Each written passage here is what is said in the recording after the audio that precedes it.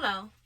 So, the purpose of this video is to inform and to model in order to support you all in planning for virtual teaching during phase 1 of the virtual teaching for Milwaukee Public Schools. There are two goals for this video. So one is to show you how to use literacy, specifically using a book in order to craft an entire lesson plan, a sequential lesson plan that can span throughout 5 days of a teaching week, and how you can use a book in the crafting of your lesson plan to address multiple IEP goals across multiple disciplines when you're preparing to virtually teach for your students. Okay? So, before continuing, I uploaded a document called 5 Things to Prepare Prior to Virtual Teaching, something of that nature. So I'll give you a moment. Pull it up. Pause the video. All right. So number 1 on that list talks about reviewing all of the IEP goals for your students and grouping those goals with similarities. Obviously, your students won't and shouldn't, because an IEP is individualized, have the same goals, but you can pull out similarities within those goals. What are you talking about? For example, I can have a student on my caseload who has a goal for computation. This person or that person will be able to add multiple digit numbers with 75% proficiency. You might have another student who has multiplication as a goal. But as you will see, once I introduce this book, you can have those two goals. You can combine those two goals into one lesson to address the needs of both of those students with a little bit of scaffolding.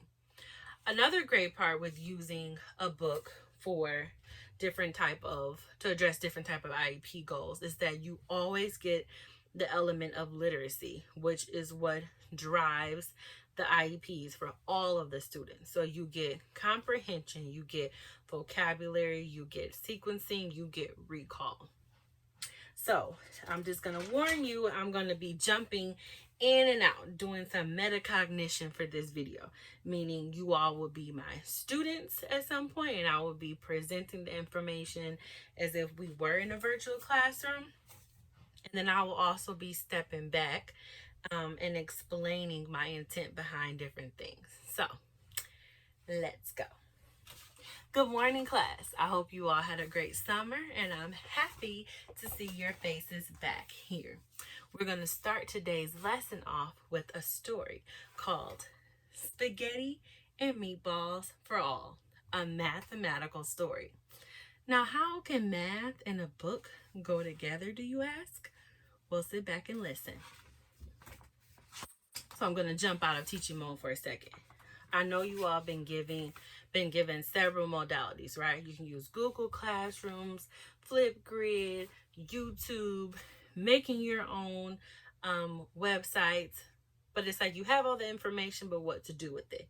So my suggestion is to plan out a lesson as if you are not going to be virtual. And then when you practice it virtually, which you should, in front of a camera, like I'm doing now, then you're able to pick and pull out what those resources can do to help you and present the information to your students. For example, this book and mini stories can be found on YouTube. So if you don't want to spend the time reading it out loud, you can send your students a YouTube link for them to watch the story ahead of time. You can also read the story on Flipgrid, where they're able to make videos to respond. So they can watch the story being read, you're reading the story to them on Flipgrid, and then they can make videos to respond so that you can address some comprehension questions or some just for fun questions, because you know you're going to encounter that the students may have while reading the book without taking away from your instructional time. Okay? So let's imagine I read this book to you all already on Flipgrid, and so now we're just going to do a brief walkthrough. The first page. My pre-K trick is to fold the book behind you, and then you can have the pictures on the screen so it can keep the students engaged, so they're not just looking at your face and hearing your voice reading. So there we go. One fine day, Mrs. Comfort was busy tending the lettuce patch in her garden. "You know, it's been a long time since we've seen the family," she said to her husband. "You're right," answered Mr. Comfort. He was stretched out on a bench doing what he liked to do best in a vegetable garden, reading a cookbook.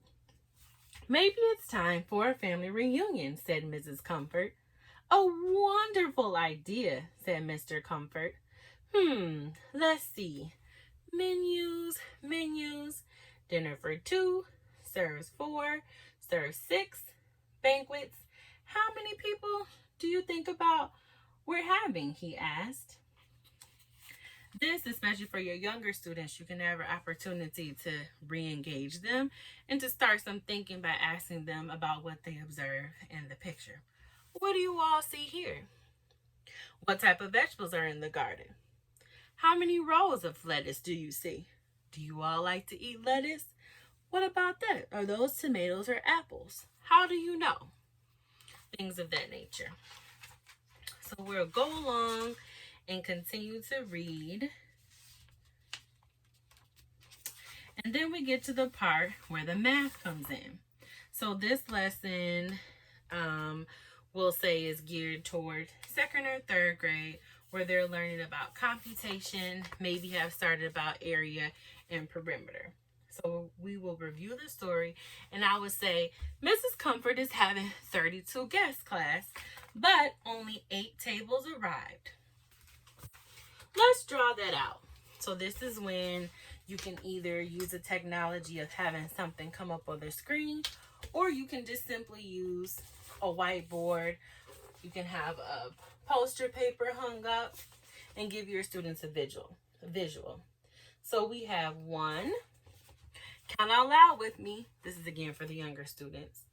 2, 3, 4, 5, 6, 7, 8. 8 tables. And do you all remember from the story how many chairs Mrs. Comfort was able to put at each table? And then students can respond or they can type in. Very good. 4 chairs at each table. 1, 2, 3, 4. 1, 2, 3, 4. Count with me. 1, 2, 3, 4. 1, 2, 3, 4. 4, 1, 2, 3, 4, 1, 2, 3, 4, 2, 3, 4, and so on. Okay? Remember, class, that there are 32 students, 32 guests, I apologize, coming to dinner. If Mrs. Comfort has 8 tables and 4 chairs at each table, does she have enough space to fit every single person? And then you can go on to the lesson. I have linked a copy of this lesson plan that I drafted for you all, so you can use it as a template and modify it to meet whatever needs for your students. But you can see how we can talk about area, we can talk about geometry, how a square has 4 sides. We can talk about matrices if you want to do multiplication. We can talk about simple addition, 1, 2, 3, 4, all while addressing elements of the story: comprehension, sequence, recall. Bam. And there you have it. So I hope this small example, this small tidbit of modeling what a virtual lesson can look like, and then the materials that I will post will help you all get excited and get started with your virtual planning for phase 1 of this year. I will come back with some ideas for our kindergarten teachers, because I know that has to look a little different, and more ideas for our teachers who are going to be co-teaching with other teachers, and how you kind of prepare and put that together. So I hope this was helpful. Make some comments in the Google Classroom below if you have other ideas or want things modeled or what you thought about this example. And I will also link this book that I use because I think it's great. I used it every year when I was teaching in the classroom, and it's super cheap. You can get it like on thriftbooks.com for like $1.